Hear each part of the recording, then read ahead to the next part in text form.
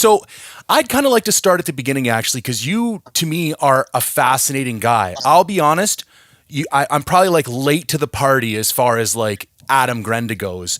And I kind of stumbled upon you and I was like, what? Who the fuck is this guy, man? Like flying around Alaska, sheds all over the place, dime piece of a wife. Like it's just all these kids. And it's just like, I am super fascinated at like the A to B of this story. So, and a little bit of my background. So I'm kind of a late onset hunter. Did a little bit of moose hunting in Ontario with my old man when I was 13 or 14. Had a falling out with that side of the family. It's funny, I just told this story to Cliff Gray on Tuesday. So anybody listening is I'm repeating myself. Fell out of hunting for years, and then in my early 30s, got obsessed again. So I think a lot of people who listen to this podcast are really interested in kind of like the origin story of how people got into hunting. And I'd love you to take us back, man. Like, do you come from a hunting family? I know you were raised in the lower 48 before you went up to Alaska, but like, how did it all happen, man? Yeah, I'd like to say I got started a little late. My first hunt, I was 3 years old. So a little late to that. When I was one, we were, I forgot where it was. We were off the coast of BC. And I was like not even 1 year old, and we were like in a 16-foot boat, just off the coast of BC fishing for springers, I think. And I was just started young. My parents were pretty adventurous and didn't want to leave us kids at home. And then I was 3, and my dad's buddy bailed on him to go deer hunting in North Idaho. Grew up in Post Falls, Coeur d'Alene area, almost in the Panhandle, almost to Canada. And he's like, man, I just wish I had a freaking buddy that wasn't such a puss that would just go. And my mom was like, why don't you take your son? He's like, well, I don't want to take his innocence. And she's like, so when you're bashing the skulls out of salmon against the gun on the boat, do you think he has any innocence left? I mean, the kid's bloodthirsty. You know, I was running trap lines for mice and stuff like that, and just everything. And I was like a boy's boy. And I'll get into that more later with my kids. But so we went, and we were just like sitting in the truck, you know, eating snacks. And it was last hour, and a deer comes out. My dad shoots it in the clear cut, and we go down there. And I just was like, this is so cool, dude. My dad just killed this freaking thing. And I thought I was a stud. And the funny part about it is my dad left me with like a semi-auto Remington 30-06. He's like, okay, I'm gonna go get the truck and, you know, put the chains on and drive down here. He's got like a foot of snow. We got the blood trail a little bit, and it was like a little nubbin buck or whatever, so it had nuts. And he's like, you keep this gun, and if that thing moves, you smoke him. And I'm like, Dad, I'm gonna waste him if he even moves. So I'm sitting there, 3 years old, 30-06. I think it's loaded, right? Yeah, of course. And I was like, yeah, Dad, safety. Red is dead. I know all the rules and everything. I got it. And maybe I was almost 4, right? Pretty mature. Yeah. And Dad comes down, and I learned later when I was 12 that the gun wasn't loaded. And I was so disheartened. I was like, you cheated on me, Dad. And he's like, am I supposed to leave a loaded gun with a 3-year-old? I'm like, well, that's probably not a good idea. And I just got home. I told my mom, like, Mom, we got you a Christmas tree, and came out, and, you know, it was a deer, and I was just super excited. And after that, dude, it just like, it got its hooks into me, started hunting, a lot of small game, pheasants, chucker, huns, did a lot of coyote calling with my dad all the way till I was like 15, 16. He bought into like a house, which is like a single wide trailer in South Dakota. So I'd go over there in college for 2 weeks at a time for 2 different sessions of 2-week periods to hunt pheasants. My dad would stay out there for 6 weeks. The only thing I really didn't get into was elk. And I'm not going to blame my dad on that, but like elk are so smart. And so when we were in the woods, it was like, man, if you're seeing elk, you're doing good. You're being quiet. You're smart. You know, just kind of put it up on a pedestal. Killed my first bull when I was 18, 6-point, shot him like 500 yards. Before long range was long range, you just zeroed your gun at 300 and held on the back, you know. And yeah, and then after that, got into college and started partying a bit. And when you're closing down a bar at 2:30 in the morning, it's hard to get up at 3 in the morning to go elk hunting and walk in the dark and bugle. And then I met my wife on Tinder, and believe it or not, never thought I'd get married off an app, you know, especially a hookup app. And then I quit drinking, and I knew she wasn't going to have any part of that. And I started hunting a whole lot more. That's how I got involved with Stuck in the Rut. I kind of married into it. And yeah, just when you're surrounded by people who are better than you, it makes you want to be better. And all those guys are better hunters than me at that point. And so I really wanted to like hold my own and prove myself. And so then I really started to take it a lot more serious and hunt a lot more, and then moved to Alaska. And I'm literally living the dream that I always kind of had planned out. It's really weird how it worked out. You know, it's funny. This year is the first year that I basically quit everything, and like hunting and gear reviews is my full-time gig. And every 2 or 3 days, I just got to stop and like shake my head. Like I can't actually believe that that's the life that I get to live. Like, and even when I'm frustrated or there's problems or stuff, it's just like I got my knee was shredded by a quad flipping over on it this year. And even that didn't get me depressed because I'm like, hey, it's just a matter, I'll be back. Do you know what I mean? Like, and because I knew what I was coming back to, like, whereas that would have like really threw me into a funk before. Yeah. People say a lot of shit about technology and social media, but none of us would be able to do what we do full time if it wasn't for that whole revolution. You know what I mean? So I think it's a tool, man. There's equal opportunity for positive and negative in that regard. Yeah, there's a ton of negative, and I talk about it on my page all the time with social media, but there's a lot of cool positive things. Like recently I've joined the Elite Hunt Club guys, and we're doing raffles for hunts that people are doing outfitted hunts, and they're just donating it to a good cause. And hunters primarily are raising money for the good cause. And I don't know if it's they're intrinsically wanting to help or they just want to hunt, but either way, we're raising thousands and thousands of dollars to help families in need who have health problems that no one wants to be in their shoes, and outfitters are donating hunts. And so that's a really cool thing about social media that's transpired over the past like 6 months for me. Yeah, it's been cool to see you guys do that and some of the causes you get behind and some of the people. Like it's pretty dire circumstances for some of those folks. And it's a lot of cash. Like it's not a couple $100. Like it's no joke. Yeah, I don't even know. We had an Africa hunt for my buddy's daughter who needed a liver transplant and stuff. An outfitter donated, or a PH donated that. And then we raffled that off. And then my buddy said, hey, we're going to build you guys a gun, and built the gun and parts and everything, and labor was all free. And then we raffled that off. That sold in a day. And then next week we're doing a lion hunt in Idaho for a different friend of ours that his wife became diagnosed with uncurable blood cancer, kind of similar to leukemia, I think. Don't quote me on that. But yeah, so that stuff is really fulfilling, and it makes me feel like the social media stuff is all worth it, because it really kind of warms your heart to see everyone coming together in the hunting community to support these people. Yeah. Yeah, it's funny because people always, like the hunting community never gets credit for the finances put into conservation.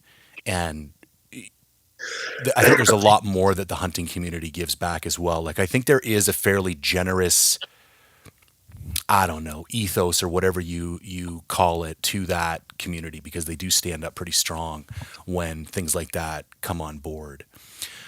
So when does the flying thing, because you used to fly, was it for the Forest Service? Like when did you decide you wanted to be a pilot?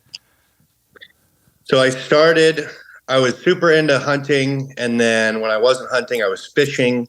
And growing up in North Idaho, it's just like rainbow trout and stuff. And I've told this story a lot on podcasts, but I would be like the fat little 12-year-old sitting on the lake with power bait all day, 12 hours to catch like 2 12-inch rainbow trout. And I thought that was kicking ass, right? Yeah. If I got a third bite and I lost them, I was really doing good. Used to have those giant brick cell phones. Remember that? And my mom would give me her giant brick cell phone, and I'd just sit out there like on Hauser Lake. And then it was getting towards the evening, and I'd call my folks and say, hey, it's 7, but the catfish bite's going to turn on. And my dad's like, no, you got school tomorrow. I'm freaking picking you up.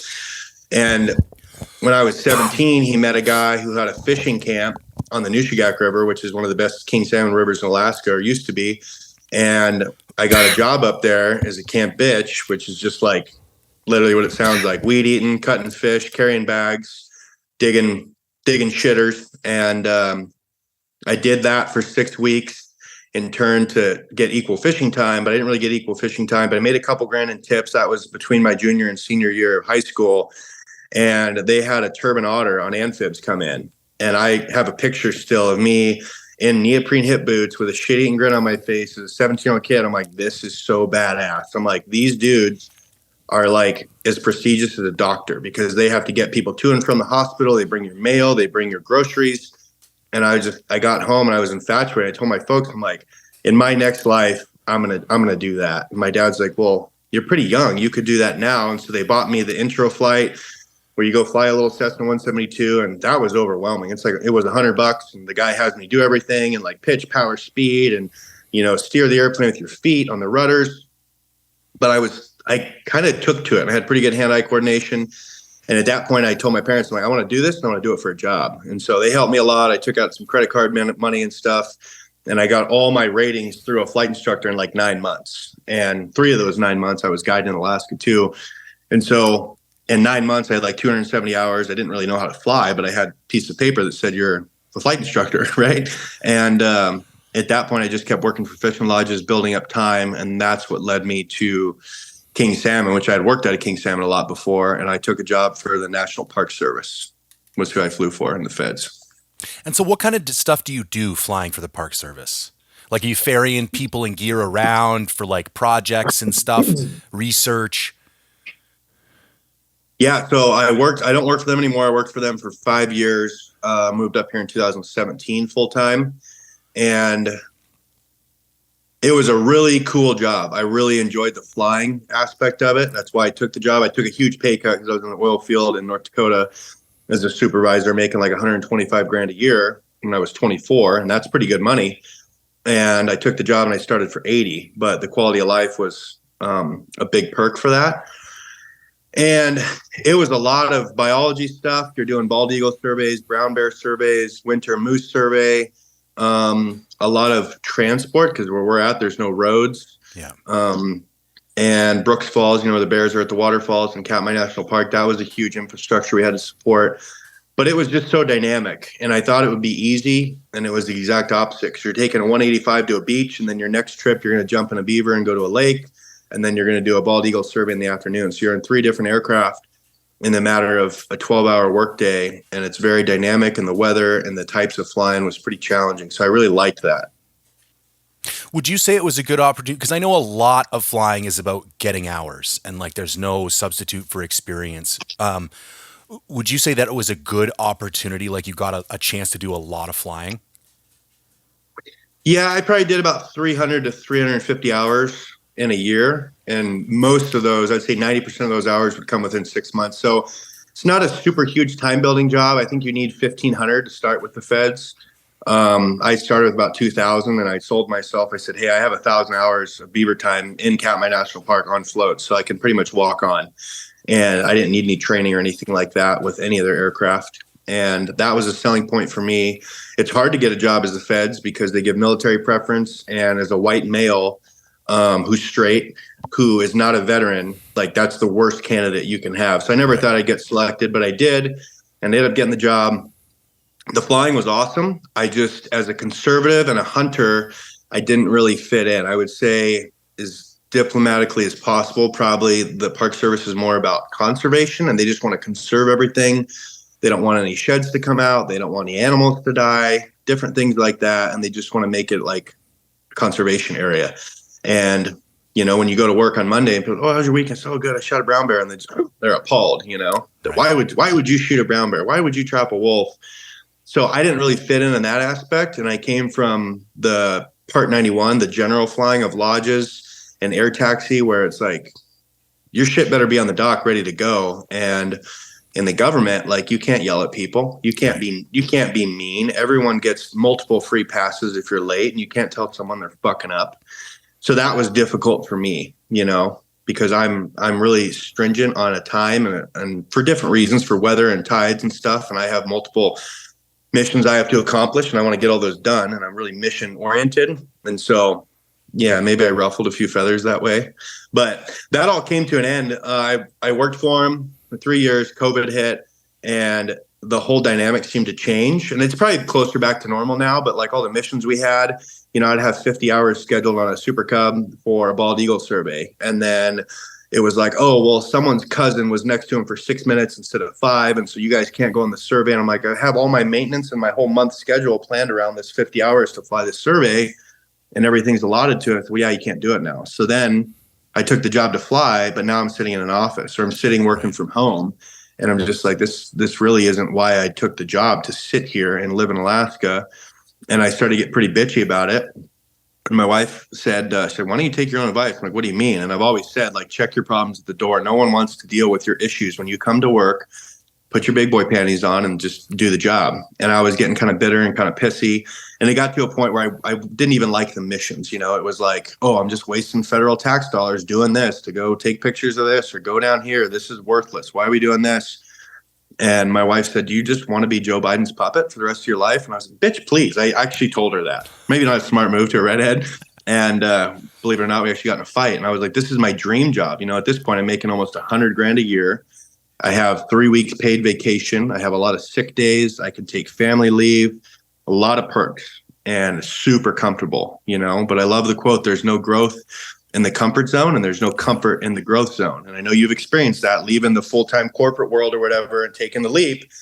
But I've never been happier to do that. And we just sat down and did a financial meeting with her, aka my boss, my wife, and I've made way more money this year than I did when I worked for the Park Service, just being an entrepreneur doing stuff. And so to be your own boss, to see your kids grow up, take my kids to school, I make breakfast, lunch, and dinner. I'm pretty much a housewife.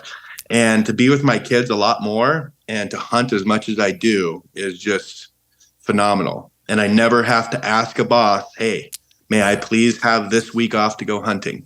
I don't have to ask.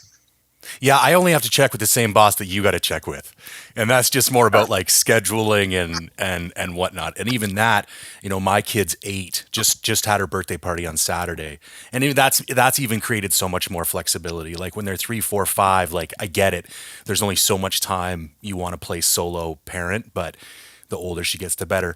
So I want to get back to that, but since we're talking about kids and stuff, and I don't know how much you want to get into this, but I'm like both fascinated and impressed, and like it's really amazing what you guys have done up there. And I'd love to, like, as far as like deciding to, I don't know what the proper term is, adopt, foster, bring on children. I'd love to hear a little bit about, like, was that something you guys had always planned on doing? You got a bucket load of kids. That's the other thing. Like, you didn't get 1 or 2, man. Like, you guys go big or go home. You know what I'm saying? Like, I'd love to hear a little bit about that, because that's a pretty phenomenal thing, to be honest with you. Yeah, I guess growing up, when I would think of foster care families, or we had a few foster care kids in school, I was just like, man, those people are super selfless, super nice. I could never do that. I could never take on a kid who wasn't my own. I want my own biological kids. Wasn't God's plan for us, because either I'm shooting blanks or my wife's not able to get pregnant. But we spent probably $50,000 in fertility treatments. Our final one, we moved to Seattle and we did like an in vitro where you get like all these eggs and you freeze them, for future use. And none of those eggs take. So you're either pregnant or you have a miscarriage. And after like 3 miscarriages, we finally said, okay, it's not going to work. And we had been in Alaska for a year or 2, and there's a lot of need for foster care parents. There's a lot of kids that are neglected, sex, drug, alcohol abuse. I mean, anything you could imagine times 10. And then that's kind of what these kids deal with. And that runs pretty deep. For most of it's alcohol and drug abuse, right? It's hard to be a good parent if you're on alcohol and drugs. You're selfish and you're just kind of a piece of shit. I used to be an alcoholic. I quit drinking because it was a selfish act, and you're caring more about yourself than others around you. And so we became foster care parents, and God didn't want to give us 1 kid. He said, here's 5, like overnight. And I remember I was in Idaho. I was doing some flight training. My wife was at her folks' house about 10 miles away, and we got the call, and we did a 3-way call with the caseworker who works for the Children's Services Department. And Tracy, she's still a really good friend of ours. She's super kick-ass. And she said, yeah, we got these 3 kids. We got a girl who's 2 and a boy who's 5 and a girl who's 6. There's actually a group of 5. And my wife like interrupted her. She said, yeah, we'll take him. And I said, honey, do you want to like talk about this? And she's like, no, we're good. We don't need to talk. So we'll get more on that later. She's really good about just saying yes without asking me. And so we got 3 kids. And then believe it or not, I said something stupid, which is like the first time that ever happened. And I said, yeah, I don't want to split the kids up, because I'd seen the movie Instant Family and cried my eyes out in the theater and stuff like that. And I was just like, I don't want to break the family up. And so I said, once we get comfortable with 3 kids, we'll probably take the 2 older daughters, because I don't want to keep them away from their younger siblings. And then a month later, she shows up and she's like, here you go. And I was like, what? Wait, what? We're barely holding on. So now we have 5 within like 2 months of this whole thing transpiring. And we've had them for like 3 or 4 years. My youngest daughter just turned 7. Maybe we've had her for 5 years. And so it's been a wild ride. They're good kids and they're hard workers. They're really respectful, but it's hard to get kids later in life with a lot of preconceived notions about Yeah. how you're supposed to act, how you're supposed to treat people, what honesty is, what hard work is, what checking the oil is on a piece of equipment, stuff like that. But they are really good. And I think my goal is just to have productive members of society for children who are good people and treat others kindly. And I hope we're going to get there. Yeah, it's pretty wild, man. And I noticed you guys went through a bit of a period of frustration a while ago. Politically, the climate's not great either. Like there's a lack of rights and whatnot as foster parents that you guys have. And I know there can be some, I don't know, challenging situations as far as kids getting taken back and being put into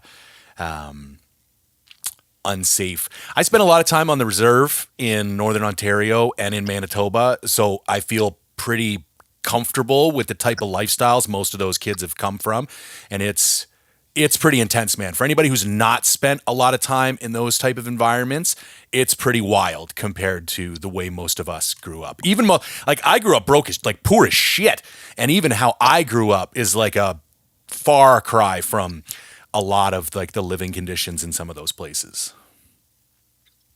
Yeah, probably the best way I can articulate that for people is the two older girls, when we got them, we were making the cookies and we said, get the tin foil. And they didn't know what tin foil was.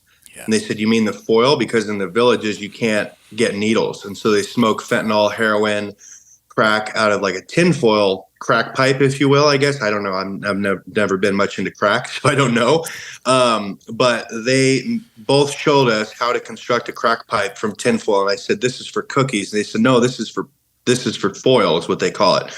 Yeah. You know, my parents use this for foil. And so when your 9 and 10-year-old girls don't know that tinfoil is for cookies, it's made to use for a drug smoking apparatus. That's pretty bad, you know, on top of all the sexual abuse and neglect and alcohol abuse that comes from that. It's pretty bad, but not to dive too far into it, but there's federal law called ICWA, Indian Child Welfare Act, which I think was put in place because tribes didn't want a bunch of rich white people coming to take their kids. And most of these kids, I would say in Western Alaska, who are in foster care are Native kids. And we had a young boy, we had him for 2 years. Long story short, the tribe just came in and said, yeah, we're going to take him back. You get 3 days notice.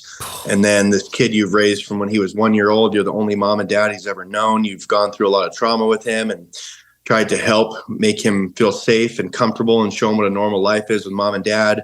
Just gets snatched out of your house. And that takes a part of your heart that will never come back. Yeah. And, then I was in Montana elk hunting. I was actually flying home and I got a text from my wife that she wanted to take in another girl. And I was like, no, we're 2 months out from trauma. I'm going to put my foot down. And she's like, you're just going to say no to an 11-year-old girl. And she doesn't have a place to go. She's sleeping in a motel with a child services escort person. And I said, whatever, do whatever you want. We got in a fight about it. Ironically, she's a redhead. So I think most people resonate with that. And, the next text I got when I got back in the service was, okay, ready or not, here she comes. That was supposed to be for a month. And we had that girl for 6 months and a lot of issues. And a lot of trauma to like feel like she felt like yelling at her was like her form of a love language. And we're like, no, like watching movies with mom and dad on the couch is love language. But you try and distance yourself from the kid knowing it's probably not going to work out. But when the kid cuddles you on the couch and says, I love you, daddy, after day 3, like, what are you supposed to do? Yeah. You know, you can't treat him like an outcast. I can't do that. I treat him as my own. And I've gone to court and testified and told the judge, told the attorneys, told everyone that none of you guys ask how the kids are. No one cares. I will advocate and I will fight till I'm dead and unable to fight for the kids. And no one's ever asked me how the kid's doing. It's all about the parent. What's the parent need to do? What about this? How the parents are. They need their kids back. And most parents, in my opinion, haven't done their case plan with all these different steps to get their children back. And in that case, too, I was working on my airplane. My wife went to take the kid for a visit, got over there. It was supposed to be a day trip, didn't have any clothes or anything. And they got there and they said, yeah, Tana, we're going to keep the kid. You're not going to see him again. So I never even got to say goodbye. Oh. So that was really hard. And after that, I said, you know what? I said, fuck this. I'm done. I'm not going to do this democratic system where us white people who are called weekly, I got a call yesterday for a foster care placement. I'm not going to put myself in a position to be a babysitter and to follow the rules, but no one else follows the rules. And it's a rigged system and they're just going to cause more trauma for these kids. which is hard to do because you want to help kids and show them that 6 months there's positive things in life to look forward to. But at some point you have to look out for your other children who become emotionally invested and your wife. It's really, really difficult on your spouse to go through that. Yeah. Yeah, man. Well, my hat's off to you. I have enough trouble with one of them, and it's mine, so I don't have to worry about anybody taking her away. But I can relate with there's a weird sense of protectionism over kids, and it's like, I hate to say this to my friends who like don't have kids, but there's also a part of you that changes. Like, you will never be the same person until you have kids. Like, I don't know how else. Like, there's a level of maturity and even my wife, like, I love my life and my wife, and she's very important to me. But if I'm truly honest, like, I don't think there was ever a person who was more important to me than me until I had my kid. And then that my ability to finally say, like, no, this is more important than I am. You're kind of able to like spread that out, and you start to look at the rest of the world like, okay, there's a lot of stuff out there that's more important to me than me, and that deserves my effort and my care and my concern. And there's like a level of maturity that I don't think, because I didn't even have my kid until I was 37. So you think you'd be your shit's together, you're pretty old, you're pretty mature, but I think there's a level of maturity that you just aren't capable of hitting until you have kids and recognize what that responsibility is about. Yeah, dude, it's a huge responsibility. I tell people, and this is a vast difference, but you are solely responsible for raising this child to be a productive member of society. And if you fuck it up, you could raise the next serial killer. And if you do good, you could have the next president. But probably the odds are they're going to fall somewhere in between there. Yeah. And I want my kids just to be nice to their fellow people, treat people like they want to be treated, be honest, be hardworking, and to do that. But that is a huge responsibility. But on the flip side, the way you become connected to a kid, and we have those 5 kids adopted, so it's not like there's a risk of them leaving, but it's like, I was thinking about when you were talking, if there's someone that comes and, and wants to threaten my family, the first one I'm going to get in front of is my little 7-year-old baby girl. Like, I love my wife and I would take a million bullets for her, but I'm going to protect the youngest, weakest one of the pack, and I will skin you alive if you're trying to hurt any of them. And it's really a changing dynamic when you become a father, how protective you feel, like a sow grizzly bear, like, I will rip your face off if you screw with my family. Yeah. The thing I wasn't prepared for, and one of the reasons I never almost didn't have a kid, but one of the things that was holding me back from having kids is you do open yourself up to this vulnerability, because before that, there's nothing that can hurt you, like somebody messing with your kid or God forbid somebody gets sick or something. Even my kid goes to school and talks about people bullying her or whatever. Like, my heart breaks, and it's like, I never felt that vulnerable until I had a kid, and that's a whole other side of it that I wasn't prepared for.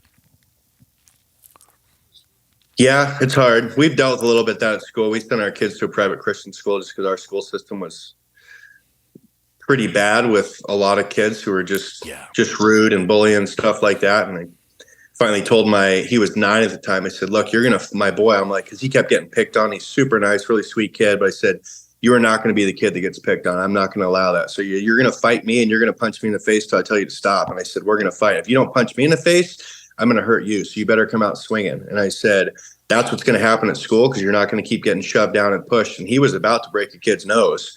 And at that point, we had moved him to a different school because they had an opening and stuff. And just like, that may not be the best parenting tactic, but I'm like, I'm not going to allow your kids to bully my kids. And if you're not going to do anything and the principal's not going to do anything about it, I said, okay. I told the principal, I said, I'm going to handle it. Just so you know, I will handle it. Yeah. Okay. So let's take a bit of a left-hand turn here, because I'm kind of interested in how, in your journey on social media, because you're one of these guys who, like, kind of born for it, man. Like, with the personality and the comedy, and you don't, like, so many other accounts feel forced and like product placement horse shit, and don't get me started on all that. But it was like, was that something that became apparent to you pretty early on? Like, man, if I'm just me on here, it seems to be pretty rewarding. Like, people seem to notice and people seem to enjoy the kind of stuff that I put out. How did that whole thing take place? I I don't know, man. I'm probably pretty linked up with you on. I'm not a super big fan of the hunting industry. I don't watch YouTube. We have a YouTube channel, Stuck in the Rut, where we film all our hunts. So I got maybe a little notoriety from that. But I just really don't give a shit. I'll say what I really think, and if a Yeah. product isn't good, I'll tell people. And I work with a lot of companies and stuff that I like. I won't take stuff for free. I get offers probably 2-3 times a week. Hey, send us this, and we want a review and a reel. And I said, no, I said I don't do that. I said you send me the shit, and if I like it, I'll tell people. And I said final offer. I said you can accept that if you want or whatever. But yeah, I think I never planned to be a social media dancing monkey, as Cody Rich calls it or whatever. Maybe I have the face for it. I used to hate being on camera and looking at myself, but yeah, maybe a little comedy on there. I do some pretty cool stuff in Alaska people like to see. And at the end of the day, I could care less about followers or anything like that. You know, I really don't care. I tell people social media is like porn. It's fake. It's not real. And I try and be as real as I can. So when someone meets me, that I'm the same person on social media. I'm not an asshole. I'm not some fake personality that's only seen through Instagram or something like that. And I wish a lot more people would do that and were genuine, but there's a lot of fakeness, and I'm sure you see it. Everyone sees it. Oh yeah, it's brutal. I forget who said it, but like social media is like comparing your insides to everybody else's outsides. And I don't really like that quote, comparison is the thief of joy, because I also think that's for the weak-willed. Like if you can't look at somebody else who's doing well without feeling shitty about yourself, you got deeper problems than Instagram or YouTube. I learned very early on that like, and I had to force it at first, but like let's talk to hunting. Like I can remember being in the middle of my elk season this year, and like everybody and their brother is sending me grip and grins. And I'm like, you sons of bitches, like I'm dying over here. If one more, dick sends me a picture of a dead elk while I'm like getting skunked, you know what I mean? I'm going to lose my mind. But like every single time, you got to force yourself, like spend some time. Especially when you're a bit of a personality on there. Like people are really proud. You're the guy that they wanted to share because they listened to a podcast or saw a reel or something. Like you did something for them, and they really want you to like to note it. You know what I mean? And you got to go out of your way to like be inspired and be happy for these people. And I think that's a big lesson I learned early on, was that if I got inspired by other people's success, I didn't get resentful. And I think a lot of that, like a lot of people who approach it like that, I just give your head a shake, because I think it's going to be a pretty long road, man. If every time somebody else has a win, that's somehow a loss for you. Yeah, I guess to touch on that, like I hear all the time people are like, oh, you're living my dream. I said, no, I'm living mine. I don't desire to be anyone. I don't want to do hunts that other people are doing. If I want to do a hunt because I want to do it, I'll just go do it. Now I have a few bucket lists I'd love to do that'll probably never work out or something like that. I can't just go buy a stone sheep tag for $40.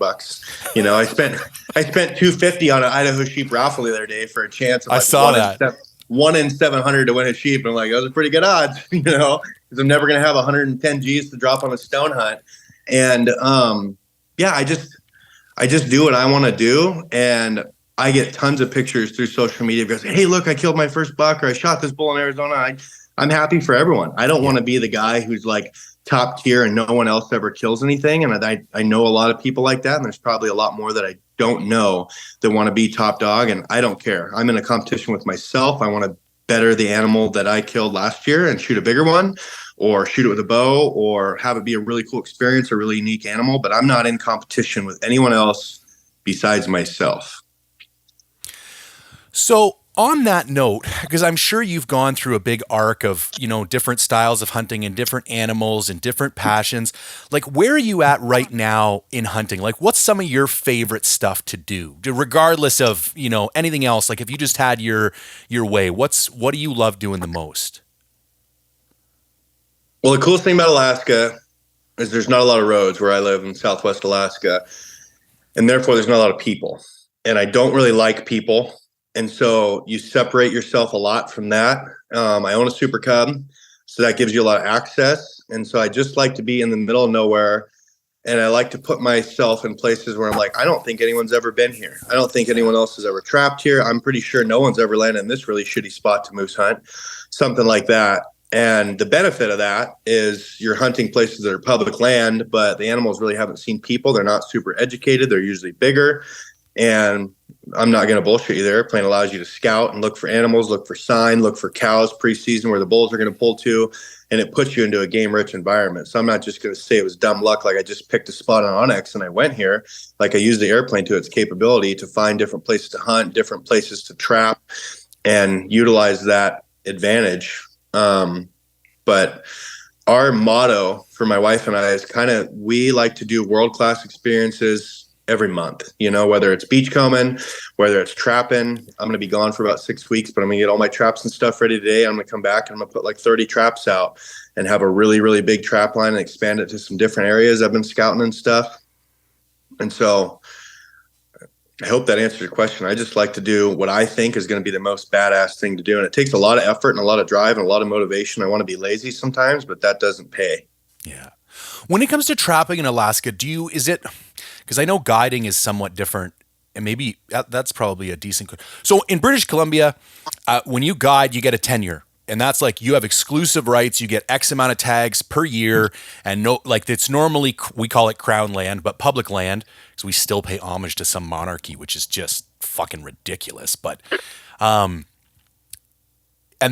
with a trap line, you get like an actual, like you own that line. How does it work in Alaska? Like, can you just find ground and like, hey, this looks promising, or you have to go and like get legal rights to areas?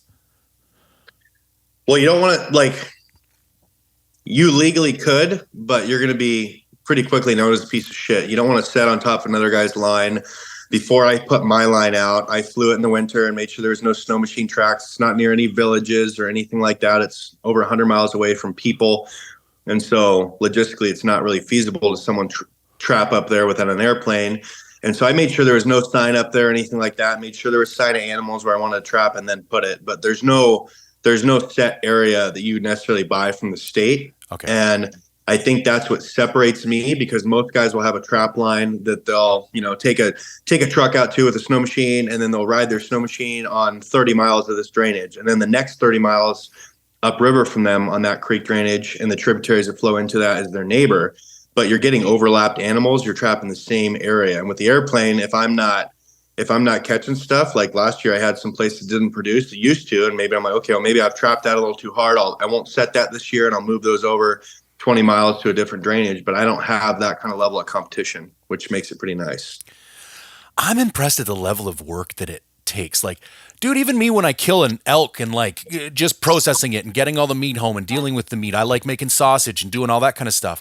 But seeing all the effort that it takes to like bring all these animals home, process them appropriately to, get the hides tanned or do whatever, and then get them all to the point where they can either go to sale, whether that be at to a fur buyer or through Instagram to like individual people or whatever. It looks like an astonishing amount of work. Yeah, I mean, twofold on that. Like a moose, I think I flew out, like I added up, it was like 7,000 pounds of moose meat this year, and that's helping my wife's friends and helping my buddies and stuff like that.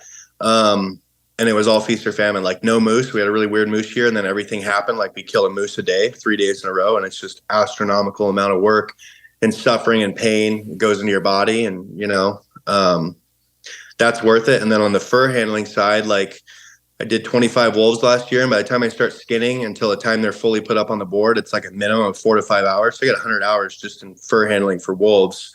On top of all the avgas. And I probably flew like 100 to 150 hours last winter. Most guys, if they're lucky, will fly like on a private plane. If they're doing good, will fly 100 hours a year. Like that's the benchmark you want to hit. I do about 400. So I'm always in that airplane all the time, doing stuff, trail cameras, trapping, looking at signs, picking up moose sheds, hunting. And every flight for me usually has a purpose. So it's mission driven. It's not just to go out and look at scenery and take a joyride. It's I'm doing something that's going to benefit me in the future. Some kind of scouting that's going to benefit my future endeavors. But yeah, it's a ton of work. But where we live, there's not a lot of extracurricular activities. There's no mall. There's no real place to go out to eat, and so you spend a lot of time outside. How big of an impact is the price of fuel for what you do? I would assume it would be pretty significant. Yeah, I just got a fuel order delivered. It's $10.69 per gallon for avgas delivered. And so I'm burning about 9 gallons an hour. So you're about $100 just in gas every hour, you know? Wow. Yeah, you spend like 30 or 40 grand a year in avgas when you fly as much as I do. But I explain it really simply to my wife, like it could be coke and hookers, you know? It's So, I very mean, true. I've been there, pick your bro. poison. I've Yeah. spent that money. It was funny. So I had a lot of tree planting in my background, and some of it was kind of more eastern, but the majority of it was mountain tree planting. And I did a lot of like super remote shit, like living on barges and helicopters to work every day and all that kind of stuff.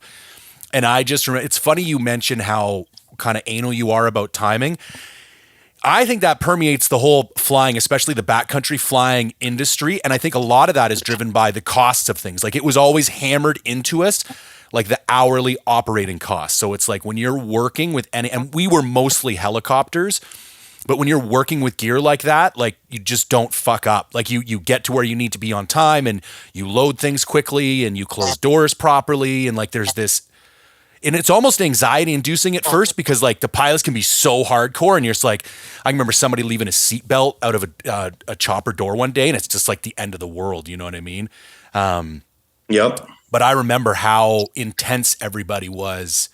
But I also remember how crazy it was. Like I can remember, I'd be like, I can't believe this is my job. Like getting it dropped off on some mountain. It's like, okay, I'll pick you up at the river at the end of the day. And you're like it's just, I was having this conversation with somebody the other day. Even though I came late into hunting, I think that's what gave me a leg up in the backcountry. Like I think I had this level of comfort being out in the mountains alone that some people just never get. Like I think in some ways that's the hardest part about backcountry hunting. As soon as you, and especially there's still nothing that creates the type of anxiety for me, or not even anxiety, but like pressure, you know, like a fly-in sheep hunt. Cause you know, once that guy takes off, you're done, man. Like if you didn't think about it, if you didn't plan for it, if you didn't bring the piece of gear, like you're done for, 10, 12 days until he comes back. I guess you're fortunate cause you're the guy flying the thing, but how stressful does that get when you leave a plane and go off for a hunt? Like do things ever happen to it? Yeah, I guess I want to touch on the first part you talked about. You know, I think a lot of your success and my success comes from planning. Like I'll actually write in my iPhone notes like a hunt plan. Like Yeah. I'm going on sheep hunt 2023. All the spots in Onyx, I have them labeled with a green marker that I want to check out. Potential landing strips are a blue marker. So the 50 hours of e-scouting that went into that is good. Or the moose hunt, you know, it looks like, oh, Grenda's just got a super cub, landed, saw a huge bull, landed, and shot him the next day. Like they don't know. That is what it looks like. I'll be honest with you. Yeah, it looks that way, but you don't know the six times that I hunted that bull the previous year and couldn't get on him, and I passed up 15 Boone and Crockett moose to shoot one that was even bigger and didn't fill my tag. Like I don't post a lot of that just because I'm not into like guys that post just like sunset pictures, you know, necessarily. But I'll show a lot of failure and stuff like that. But there's a lot of planning, preparation stuff that goes into it. And maybe I should show more of like the failure, and I think people would like to see that more. But I mean, just for like trapping wolves, like I got a game camera out now where I know a pack of wolves hung out. My buddy shot a few of them moose season, and I'm trying to pattern the wolves to see where I can go take a caribou carcass. And I put that camera out, and I think I've checked it 4 different times, and I've only had one wolf on it. So now I need to move it and do all that. So when you're talking $100 an hour just in fuel, plus my time and different things like that, wear and tear on an airplane, all that stuff goes into being successful. And then to touch on the plane thing, it looks like you just land and shoot a moose, but like moose, you're generally pretty close because you're not packing a moose more than a mile usually, if you're smart. But like sheep hunting, you can only get so close to where the sheep hang out, and so you're still walking 5 to 10 miles to get to head end of a drainage where you can land somewhere. You're not just going to land on a little knife ridge for a sheep hunt and leave the airplane because that's pretty ridiculous. And so you're leaving, 3, 4, 5 days at a time. And you put a bear fence around it just for peace of mind that maybe that little shock might deter a bear from something. And you keep all your food outside the airplane close to the edge of the bear fence just to help. But you can't just leave for 2 weeks. And so that's the benefit in your situation is getting dropped off. Totally. All you have to do is hunt. And so like on a fall bear season or whatever, I'm not going to leave my airplane on the Alaskan Peninsula in the fall. I'll fly in a camp with a buddy, drop him off, and then I'll fly in with another pilot, and he'll take my airplane and fly it back to my hangar. Okay. And so when that airplane leaves, it's really cool because all I have to do is hunt now. I don't have to worry about the airplane. The logistics are there. The food's there. All we have to do is hunt for 12 days. And I'm like, that's the easy part. I like that part, but worrying about the airplane and babysitting your ride out and your $100,000 investment is pretty daunting at times. What are some of the biggest mistakes you see hunters making these days? Oh man. Can you narrow that down a little bit? That's a pretty broad question. I guess new hunters or It's a what? good. It's a good. That's a fair point. You know what? I'm going to rephrase this question because I want it to have a positive spin. And this is like my kick lately is trying to get from like say an intermediate to an expert hunter. So let's say you got a guy 3-4 years, really dedicated, and he's killing stuff, but it's like, 70% luck, 30% skill. And he's trying to get to that next level where it's like killing shit ain't about luck. It's a, and you have that confidence and that faith that like I'm going to fill the freezer every year. What are a couple things that a guy like that should be focused on or working on in order to take that leap, to steal Cody Rich's framework from like that 101 hunter to that 201 hunter? Well, the mantra in sheep camp this year for my buddy was rule number one: don't be a pussy. And I think if guys truly evaluate themselves and like put themselves inside a glass house and get a look from the outside in, did I get up at 2 a.m. and start hiking at 3 and sunrise wasn't until 6? And I put myself into a place where I knew the elk were vocal at night and I didn't want to walk in the dark, but I did it anyways, or I stayed till the very last light and didn't get on the bull, but I didn't let him win me, and I can be back here in the morning and I can do whatever it takes to be successful. And that's kind of my mantra is I will do whatever it takes for the success. And I'm so driven to be successful, and I still enjoy the hunt. I love taking my kids out. I love the experience. I love glassing and looking at animals and getting video of them and stuff. But at the end of the day, I want to be successful. So whatever it's going to take to make me successful, I want to do it. And I think a lot of people don't have the ability to close. It's kind of like when you're going to the bar with your buddies in high school, or I'm sorry, not high school, in college and stuff. And I did grow up in Idaho. And you got the guy that's always a closer, and go talk to any girl and he just has the confidence. I think the ability to see an elk on another ridge and say, I'm going to go over there, I'm going to put a bullet in that thing and I'm going to kill it. And I have 20 minutes left of daylight, I'm going to make that happen. And there's a lot of self-doubt. I hear guys, oh, I just couldn't get close enough, or, oh, we got close, but there wasn't a shot. It's like, no, you have too much self-doubt. You just need to go in there and finish the game. If you know basic hunting skills of how to read animal behavior, how to navigate terrain, and not exhaust yourself by just, instead of walking a ridgeline, instead of just going cross canyon through blowdown and stuff and not reading maps. If you know all that stuff, the ability to close and seal the deal, a lot of people I feel struggle with. And they're too timid when it comes down to crunch time, whether it's archery or rifle. You have to get into the red zone and make it happen and not blow the stock. And that's a really fine line you're walking on. I like that a lot, man. And I think too, being in the gym has always been a big deal to me. And, bodybuilding was another passion of mine. And as you listen to people who say they train hard and then you watch them train and it's like, that is not hard. But one of the things that happens in the gym is that every now and then you will train with somebody and you thought you were training hard, and then you train with somebody and you're like, holy shit, man. Like there's a whole other level to this. I feel like hunting is the same way too. And I feel like one of the drawbacks of the social media, boom in hunting is that you have a lot of people hunting who don't get a lot of time with like seriously experienced hunters. I never get to hunt.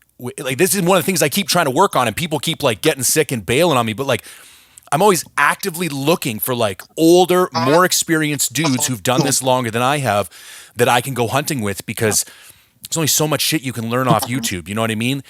And, here's a prime example that, I used to think I was doing good hunting from like dawn to dusk. Like I was going to stay out there as long as it was light. And then I saw this little reel by Mark Livesey, Tree Line Pursuits.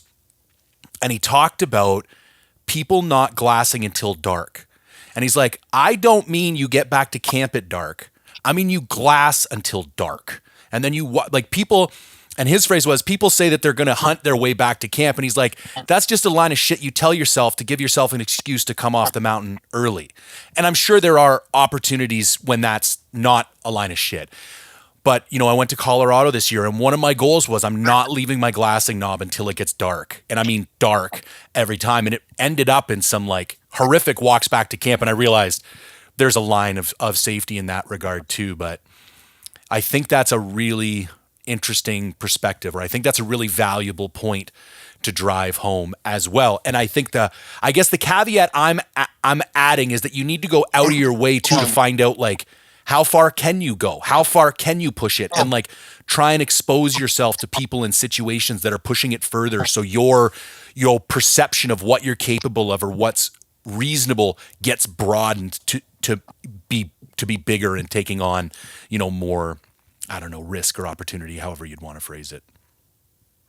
I think we can just boil that down to rule number one. Don't be a freaking pussy, When you're out there, you need to really ask yourself, am I scared to walk back in the dark? Yeah. Am I truly, honestly scared of the dark and the big bad mountain lion or the boogeyman that's going to come get me? Because I know I need to glass here till my optics won't suck up any more light. And then I need to put those down and then just look with my eyes until I literally cannot see any movement at this spot and then hike out in the dark. And it's going to suck. It's going to be uncomfortable. You might have to turn around a few times, but I look at the statistics, how many people have been attacked walking out in the dark by bears or lions or stuff like that. And the odds are very, very, very low. So I think that's fine. And I mean, like this year on sheep hunting, we were walking at like 1:30 in the morning one time. So we knew where some rams were and we wanted to walk in the dark so we could cross all these open faces in the moonlight with no headlamps and be able to get into position. So we would have the sheep in position at first light. It didn't work out because the sheep moved a whole bunch and we had to chase them around.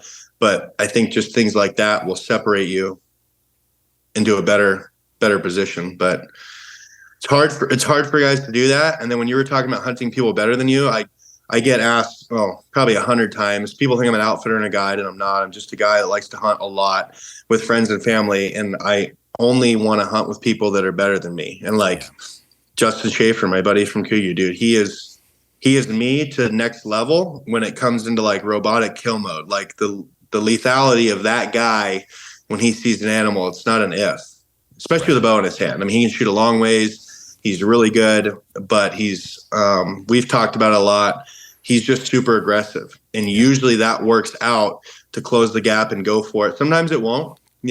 And you come back with your tail between your legs, but you went for it anyways. But when it comes to crunch mode, I like hunting with people that are truly better than me because that's how you get better. I don't want to hunt with people who don't have their system set up or they're slow or they don't know how to glass. They don't know how to get into the zone. When I got a buddy of mine, my moose hunting partner, he is a really, really good bow hunter, and I'm trying to become a better bow hunter. And so we work really well together. And, it's cool when you find a hunting partner, which he's like my only true hunting partner that you just click with. And it's like him and we were calling him a bull this year, and like it was just hand signals. Didn't have to talk anything. It's just like points to me like, you move back, and then you call and do stuff like that. And pretty soon here a bull comes, 67-inch bull who's a booner, comes walking by at 40 yards, stops, I grunt, and he pinwheels him, all on video. It was killer, to have someone like that you can really click with.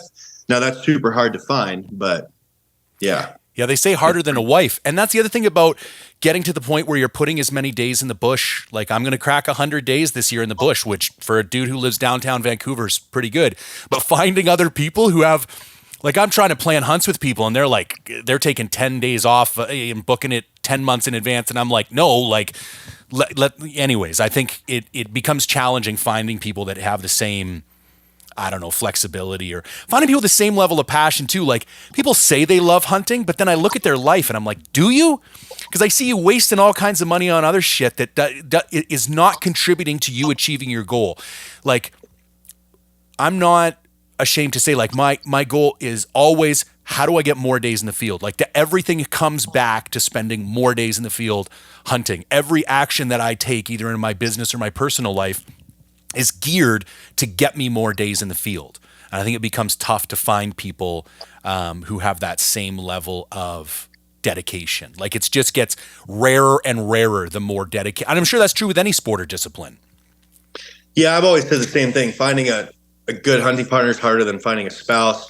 My wife and I hunt together quite a bit. And like we just did that caribou hunt, and that was like a phenomenally epic hunt. 2 caribou and a wolf in one day, like within 3 hours of each other. It was just never going to top that. And it worked really well together. But I think for a guy to be really successful, he's got to have three things. He's got to have a job that allows him the flexibility and the finances, which we both have, to do this. And that's a huge one. And the most, I would say 95% of people aren't there. They have a week to go hunting, and the other week is the wife's week, and she picks where they're going to go vacation or spend with the in-laws or do whatever. So you have a week at deer camp, and that's 95% of guys.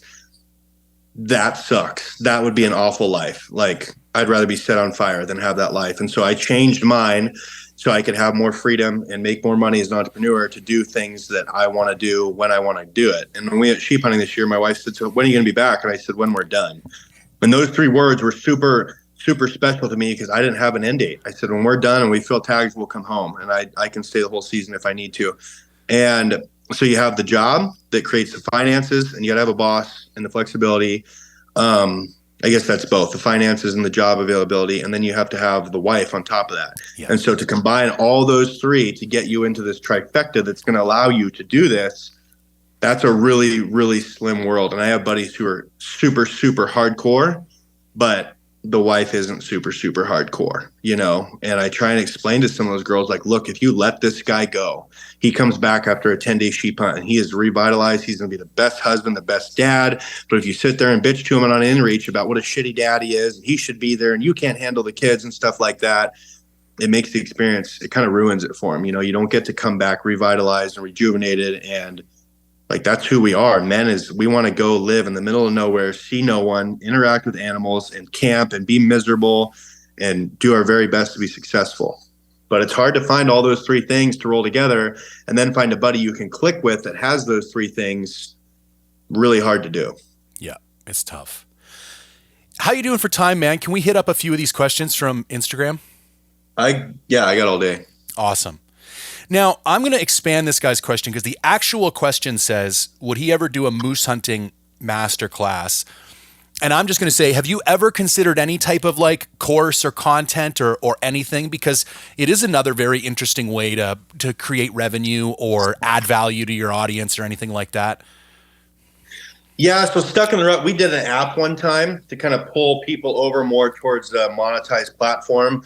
It's hard to shift people off YouTube, you know, and you don't make shit off YouTube, as you know. I mean, it's a following, but you don't make money. There's so much more. There's a lot more money that can be made outside the hunting industry. So I try to make my money in real estate, Airbnbs, and a few other things rather than through hunting channels. I make a little bit like selling sheds and fur, but that's just like basically not even cover gas. I did do a moose masterclass kind of intro to moose hunting on there, and there was some really good tips and stuff on there, but I don't really think I'd do it again. And I just, even in the state of Alaska, I still have people try and follow me, watch YouTube, see where I go. I don't get that at all. I watch videos and I can tell where people go, but I have no aspiration to follow people. I want to find my own spots, whatever term that is. Like, those guys are cowards. They just want to follow other people. And it's like, why would you want to follow people to where the hunting's already taken place? Like, find your own spots. There's so much joy and passion that goes into that. And doing that, it makes it so much better. But I don't think I would, just for the fact that people try and follow me and stuff like that. I'll help people and different things on certain tactics or whatever. And I did do an article for Western Hunter, I think, last year, and I had a couple really good tips in that one, just about moose calling and moose behavior and stuff like that. Cool. How did selling the dick bones? And I think I've heard this story before, but for people on the podcast, how did that come to be? So we got 4 wolves, and my buddy was down here, and so he skinned one, his son did, my wife skinned one, and I did, and we all did a wolf, and they were trying to go super cautiously and like take all the cartilage from the ears and stuff that, like, you know, maybe a more experienced skinner wouldn't do. And then we just roll them up, put them in a garbage bag. I put a little manila tag on them that say wolf hide, you know, frozen, throw it in the freezer. And then when I get some more time and there's not like time sensitive issues with fur slipping or anything like that, then I'll pull it out of the freezer, hang it up, let it thaw overnight with a fan on it. And then I'll start pulling the feet out and turning the lips and fleshing it. While I was fleshing it on the board, I came down to the genitals and I hit something hard. I'm like, well, that's weird. And I knew bears had a baculum or a dick bone. Yeah. And I just thought it was funny. So I pulled it out of there and just in some of my bullshit comedy off Instagram, I said, I'm going to let this bid for 24 hours. And a buddy of mine actually bought it in Fairbanks for $105. And so then I made a following reel the next day because I had like 10 wolf carcasses that needed to go to the dump or I needed to take out back with the snow machine, for the birds to eat and everything behind my hangar. And I just walked back there and it took me a couple times because I had to get a straight face, but I said, look, I didn't know I had so many sick bastards follow me that bid on a bunch of dicks. So if you guys need a dick, I'll go whack you off a dick right now. I have no shame, $100, $100. Yeah. So, and that kind of turned into it and just kind of went crazy. And yeah, I just this last weekend, I handed Donald Trump Jr. and his girlfriend a dick bone from a bear and gave them each one of those and got a photo with them. So that was probably the highlight of my dick bone career. They thought it was super funny. Some people are appalled by it. And it's funny when people ask, so what do you do? I say, I'm an ancient artifact supplier, and then kind of get into this or whatever. But I did Cody Rich's course, like his first entrepreneur course he still had. And when you're talking about being a successful entrepreneur, all the people I know, most of them are involved in real estate. So I'm trying to get more involved in real estate and purchase assets and stuff, but they have multiple revenue streams. And so I made like $1,500 selling dicks last winter. That's 15 hours of flying. So call it is what it is, but that kind of transpired into that. And I'm trying to get a bigger supply of dick bones so I can have more to sell. I heard you almost got one into Donald Sr.'s hand. How true is that? It was close. We were at the front door. Would you have legitimately given him one if you had the opportunity? 100%. Yeah. But his son said, he's not going to know what it is, but it's going to be freaking hilarious. And like, he ushered us to the front door and we were going through like hundreds of people. And he's like, you guys are with me. And I'm like, Tana, we are literally the poorest people at this party. And we're getting ushered through all these people to go meet the president of the United States. Like, I'm like, is this real? And she's got her wolf shawl on that she sewed up and stuff. And I got my blazer and shirt tucked in, which is not me. And I'm like Kuiu pants and Crocs kind of guy. And it's hotter than prom in there. And we're like at the front door and he's like 10 feet away coming in. But there were so many people that were surrounding the front door that Secret Service or his security detail kind of freaked out and just said, hey, everyone get out, everyone back up. So then we backed out. And then I was close the second time. And I don't know if I regret it just sneaking my way in there, but I didn't want to push myself through a bunch of people that were like trying to talk to the president and stuff like that. And I'm like, I'm not going to make this like obscenely awkward or anything like that. But I was really close to giving the president of the United States a dick bone and shaking his hand. But it was just a super cool party. Junior's like super down to earth. And all we did is talk about sheep hunting and all the sheep we've killed. And I got him on the bighorn, but he's got me on the stone, I think. And so, yeah, we're kind of going head to head. Who can get the slam first? I don't think I'll ever get the slam unless I draw a stone tag and then sell my feet online, for feet pictures for a desert. But yeah, super cool dude, super cool party. And I guess that kind of wraps up the dick bone question, but yeah. That's funny. Favorite .338 caliber bullet? Oh, so I used to be an Osler Akubon guy all the time. Shot 225s and out of a .338 rum. They did really good. Pretty fast bullet. I was shooting like 3,200 feet per second. Switched to Gunworks. They supplied the ammo, the guns, the optics, the full system, and they offered either a burger or a 285 ELDM. And everyone's always heard, match bullets aren't for hunting and stuff like that. And I talked to a lot of people. They have a rep there named Neil Emery, really knowledgeable. He worked for Hornady for like 20 years. And so he explained the dynamics of how the bullets operate and stuff. I will say an ELDM is not a close range bullet, but it's done really well on everything 200 yards out to like 700-800. And so I shoot a 180 ELDM in my 7 SOM and I shoot a 285 ELDM in the .338 rum. And both those go through and they open up to almost an inch and they just kind of pedal all the way back, but they don't completely disintegrate. My daughter shot her moose, that 73-inch bull this year at 380 yards, and then getting up close to it, it was still alive. She had to put like 3 or 4 more into it. So I think close range, the bullet will just vaporize. It's not good. And so on the off chance I have a close range shot, I'll have like one of those Kuiu ammo holders with 10 rounds with a Barnes 250 LRX. And we shot those on brown bears this year and like blew through the front shoulders of my daughter's bear and went out the other side with like a baseball size hole. And when you're talking 8.5 foot brown bear, like that's a very dense animal. Yeah. And just broke both shoulders and said, you're not going into the alders. That was pretty impressive. And then my wife's brother, I was there, he shot a bear at 200 yards and shot it like right over the top of the heart, through the opposite shoulder. The bullet was in the offside hide, and it took 3 steps and tipped over. And on the flip side of that, I've shot book bears starting at 46 yards with an Accubon and shot him 6 times within 46 yards, 250 yards, like rapid fire as they're running away, because you're just trying to aim for center mass and hit something, and took 6 shots with one of those. So that 250 LRX, I think, will be our bear rounded choice, and everything else will be ELDM as long as it's 200 yards and out. Excellent. A couple wolf trapping tips. That's it. Just in general. Yeah, just ask for wolf trapping tips. Yeah. So I don't have hardly any experience with foothold traps, just because they take a lot of maintenance. And with an airplane, I can't be out there every 3 days. Right. And it's a big pain in the ass. And so all the wolf trapping we do is with snares, which are lighter for an airplane, pretty effective. We try and do a baited set, like where we'll bring in a caribou carcass, which is not known for the wolves. They'll eat it, but they're wary because they're the smartest animal, in my opinion, out there. And the other option would be to follow wolf tracks. I follow a lot of wolf tracks, and I find a moose kill. Hopefully it's fairly fresh. And even if it's not, they'll come back. And we like to set at least 50 yards away from the kill, and like the thickest trail you can, but you like snow so you can see what trails they're using.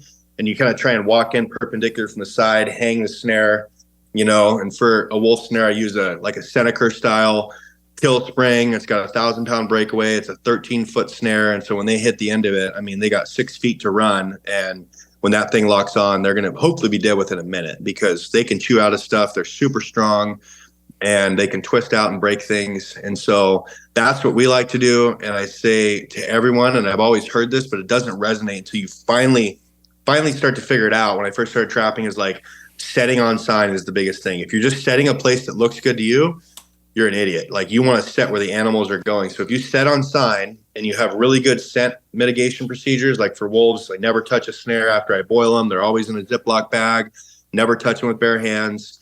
And I try to only check them like once every week or 10 days, just because I want to keep my scent out of there and I want to let the set work.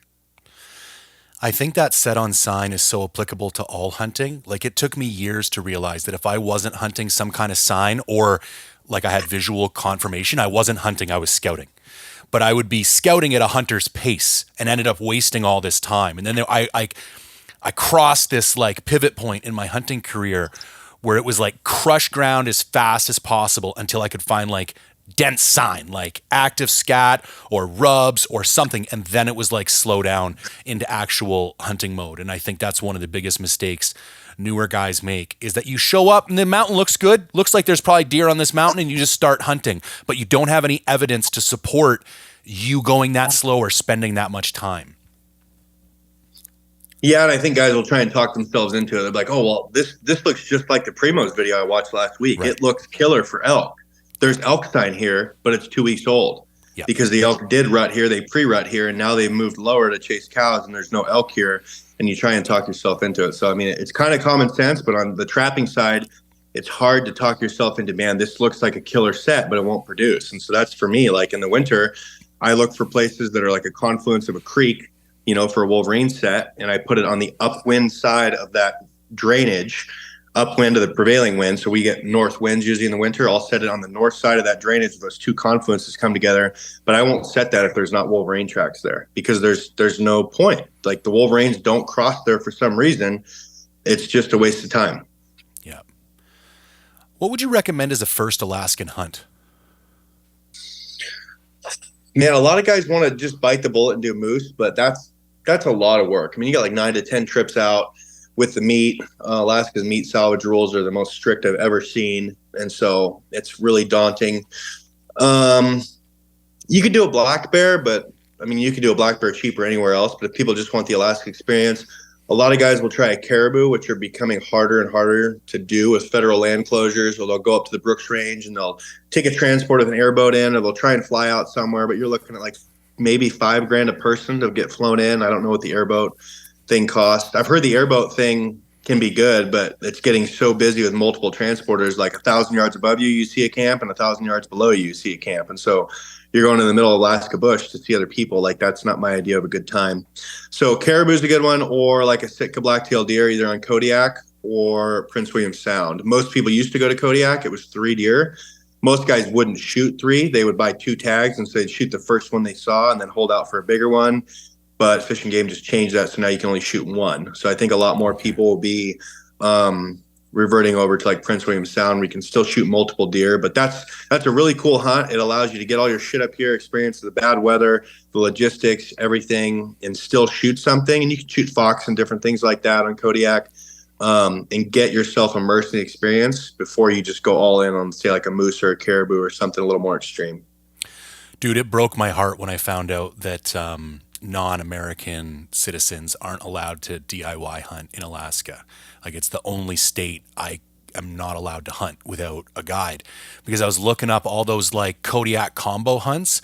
It was like $5,000 DIY. You tag on some salmon fishing at the end, and then I'm like, this is amazing. And then you try and book it, and it's like, no, as a Canadian, you're not allowed. It's the only state I can't go by myself. Yeah, even for so from a guy from Montana, he can come up and shoot a blacktail, but you can't because you're considered a non-resident alien. Is that right? That's correct. Yeah. Yeah, that does suck, especially for a guy. I mean, I don't know about you, but I want to do it on my own. I don't want to. That's my thing. Yeah, like that. I would want. Now, here's the thing. There are a couple for me, and we've talked about this online, and I'm in the midst of doing the background work. Like a brown bear, I would have no problem. Like I can't. There's nowhere else I'm going to be able to do one. And obviously, with an animal of that, dangerous of a nature, I think going in with people who know what they're doing, I think I got no problem getting behind that. But like anything else, like I can do caribou here. You know what I mean? Now it would be cool to take a flight in and do an Alaska caribou, but I was like, I'm not going to pay whatever, be like 10 or 15 grand for a guided caribou hunt. Like that doesn't excite me. The only other one other than brown bear I think would be Doll, because we don't really. There's one unit that's a draw unit in BC that's right. It's on the west coast, just below the Yukon border, and there is Doll in there. But other than that, I can't. There's no Doll I can hunt. So those would be the 2 animals I'd go to Alaska for. Yeah, that does suck for a guy like you. How they have that set up. Yeah. I'll let you guess who this came from. How does he live with himself, knowing he has the best wife on the planet? Well, I won't say some smart ass bullshit here, but like, I don't know what I did to deserve the wife I had, but I have I was thinking about this the other day. I was talking to someone about marriage counseling, and they're like, we were talking about their marriage, one of my buddies, and it's like, think of a couple that you want to emulate and you want to be like. And I was like, I can't think of anyone that I look up to, like I have the perfect marriage. I got a wife that's a freaking smoke show. She's the breadwinner, makes a shitload of money. I've never once been told I can't go on a hunt. I mean, the only negative thing my wife ever said, like when I was in the Brooks this year on like day 12, and she's like, I'm not trying to be one of those wives. I just want to know, like, am I going to be single parenting for like another week, 2 weeks? Like, what do you think? It's no, we're about wrapped up. We're just kind of packing up now and waiting on the weather to lift. Then we're going to go. But like, that's the most negative thing I've ever got from my wife. So for someone who's super hot, super successful, super smart, has the exact same political views and parenting views I do, who lets me hunt as much as I want, like, pretty amazing. And no, she does not have a sister, because I get asked a lot. I think too, man, like I see guys get married, kind of young, or they get married because the chick was cute or something like that. And it's like, when you want to build, like I wanted somebody to build an empire together with, like there's a lot more to selecting a partner than just like a certain level of physical attraction or whatnot. And I think not enough people recognize that. Like, think about what it would take to get into business with somebody. And then, are you applying those same stringent filters to who you decide to partner your life with? Because I give my head a shake at some of the choices my buddies have made. Yeah, I always said there's girlfriend hot and then there's wife hot, and the wife hot might not be like the prettiest, sluttiest looking girl at the bar or something like that. But when you think about it as a business, you're pretty much getting in a business for the rest of eternity with this person. Yes. Like, it's a very, very important thing. And like, I have hunting buddies. We'll spend 2 weeks hunting together. I don't want to fucking be around them at all for one more day. Yeah. But I have to live with this person as a roommate, as a quote unquote boss in my position, from my wife and everything. And you have to make sure that you're going to actually want to like that person down the road and not just despise each other. And at some point you have to be physically attracted to them too, because Yes. there's obviously a huge part of that. But I think my wife just married me because I was like, hey, I can fly Super Cubs and take you hunting, and she's like, sold, you know. Okay, couple more quick ones. Biggest challenges of becoming a pilot. Ooh, I guess the best metaphor for this is when you become a pilot, you get a piece of paper. It says, I have a pilot's license. I am Billy Badass Maverick. And then you go out and crash. And I did that with Super Cub. And probably should have killed myself. I spun into the ground from like 30 feet up. But you have an empty bag of skill set and you have a full bag of luck. And you're hoping your skill bag fills up before your luck runs out, because otherwise things happen fast and you can't just pull over and reevaluate. You can't just stop like you would on a snow machine and say, oh, that was a close one. It's like shit happens fast and you got one chance to do it. And then I'd say more from the technical advanced side, once you're a pilot and you got a few hundred hours, people want to do the stuff I'm doing. I hate people that watch YouTube. I crashed a Cub, I think, strictly from watching YouTube. And the shit I was doing, I wouldn't even do now, hot rodding, because I thought I was Billy Badass. Yeah. I had a commercial pilot's license. I was the fucking man. I was not. Takes you down a peg or two. But when you want to start landing off airport, and a lot of guys say off airport, well, they'll go to a sandbar and there's tire tracks, which can be inviting if you don't have the same skill set and the capable airplane that guy landed with. But I'm talking going places where there's no tire tracks and you're pretty sure no airplanes landed there in the last 10 years. And you need to evaluate this place as long enough, smooth enough, hard enough, and you can get in and out with the potential load you have first, with the changing weather conditions and the wind and all kinds of things. And you have to evaluate all those things from inside the cockpit while flying the airplane, not crashing the airplane, and evaluating this place and safely getting in there and getting out. That's like my kind of forte. I really pride myself on that.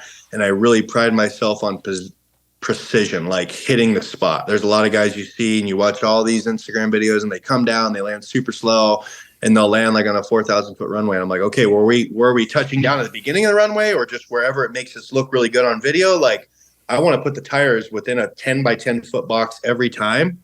And if I can do that, I can get into places I know that most others can't, because they don't have that level of, I guess, dedication to precision, Right. Yeah, man, watching some of your videos, some of the places you land, it's like, yeah, did not look like a spot that you would put a plane down. I mean, there was one, I think you tried to get closer to Tana's Moose or something like that, and I was just like, this is nutty. Yeah, and I love Tana, but every time I drop her off, I said, can you just not do any dumb shit this year? Yeah. And usually it's an inReach message, and she has her location turned on for me. And it's just like, what are you doing? You're 3 miles or 3.5 miles from where I dropped you off. She's like, well, there's a big bull over here. Just ran over and shot it. And I'm like, there's nowhere to land. She's like, I found you a spot. It's 110 yards. And so I get there, and it's like a cliff on one side and then like alders on the other. And so you don't want to hit the cliff and rip the gear off. And I almost did on one of those videos, the one you might be talking about. And then the other side is just a wall of alders. And so you want to make sure you're not going to hit the cliff, but you're going to stop before the alders. And then you're pulling out 800 to 900 pounds of moose meat, antlers, and bone, and out of a really, really short spot. And so the airplane definitely helps, but you need a skill set to meet that. Super Cub is really capable to do those kind of things, but I got 7,000 hours of trying not to crash, and I've broken a lot of stuff. I've screwed up a lot. I've wrecked them. I've bent them, all kinds of things. And you learn to, I guess, slowly immerse yourself into more challenging spots. Listen, man, this was awesome. I've been meaning to ask you for a while to come on here. I really like just the stuff that you talk about and the message that you put out and all that kind of stuff. So I appreciate you taking the time. Is there anything, I'll put links to all your stuff in the show notes, but is there anything you want to give a shout out or pump, anything you got coming down the line that you want to share with folks? No, nothing for me. I mean, you can follow me on Instagram at Grenda89. I got a few moose sheds left to sell. I'm pretty much done. And I just sell like the premier stuff. And then the rest I'll just bundle up and I'll ship to guys in the lower 48 and I'll get cut up for dog chews or whatever. I'm not sentimental about it. They're just pieces of bone, but I pick up a lot of moose sheds. I got a few premium ones to sell left. I do a lot of trapping. I sell a lot of fur on Instagram, a lot of Wolverine. You usually get like 14 or 15 Wolverine a year, and then hopefully a shitload of wolves. And then Yeah, my wife's got some summer retreats coming up in Alaska. She had a lot of people wanting to kind of do the stuff she does. So she kind of puts on the best way to explain it is she puts on an example of basically living like a homeless person in 3 days in the middle of Alaska bush with a bunch of other women who think they're the only chicks like themselves. Right. And they don't have any friends. They're only friends with dudes. And she's done that. This will be her third year doing that. So she has a couple of retreats coming up in July for next year that she brings women out to where we live, and they fly out and they do all this stuff and hunting tactics and hiking and foraging and survival type stuff. So if you want to do something like that, you can check her retreats out for my wife, Tana Sue Fit on the Does gram. she have any spots list? Isn't she doing some kind of virtual trapping online thing for women? Yeah. And that one took a long time for her to set up because she likes to have mostly women instructors, and as a male dominated industry, especially when you get into trapping, she's had to find the right crew, and it's taken her a long time, but she finally has it. I think she's almost sold out on that. She's only doing 20 spots, but she's doing an all women's virtual seminar. It's like 6 weeks, I believe. And every week there's a new guest speaker. And so you get like 6 different experts from all over the country. She might even have a Canadian girl on there to talk about how they trap, what their methods are, what they do different from wolves to beaver to Eastern US to Alaska, and maybe someone in Canada. So that's pretty cool. She's doing that coming up here real soon. Awesome. For women who want to get into trapping. I'll put all that stuff down in the show notes. And again, man, thanks for taking the time. I appreciate it. No, man, thanks for having me on. I love doing podcasts. I'm glad we can finally hook up, do this virtually. All right, man. Have a good one. Okay, see ya.